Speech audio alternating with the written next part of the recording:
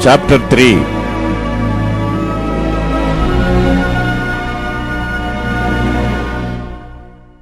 Then Solomon began to build the house of the Lord at Jerusalem in Mount Moriah, where the Lord appeared unto David his father in the place that David had prepared in the threshing floor of Ornan the Jebusite.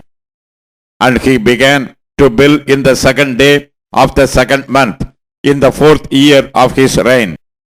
Now these are the things wherein Solomon was instructed for the building of the house of God. The length by cubits after the first measure was 80 cubits, and the breadth 20 cubits. And the porch that was in the front of the house, the length of it was according to the breadth of the house 20 cubits, and the height was 120. And he overlaid it within with pure gold. And the greater house he sealed with fir tree, which he overlaid with fine gold, and set thereon palm trees and chains. And he garnished the house with precious stones for beauty, and the gold was gold of Parvaim. He overlaid also the house, the beams, the posts, and the walls thereof, and the doors thereof with gold, and graved cherubims on the walls.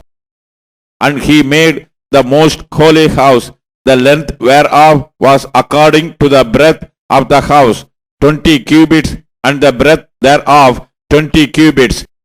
And he overlaid it with fine gold, amounting to 600 talents. And the weight of the nails was 50 shekels of gold. And he overlaid the upper chambers with gold. And in the most holy house he made 2 cherubims of image work, and overlaid them with gold. And the wings of the cherubims were 20 cubits long.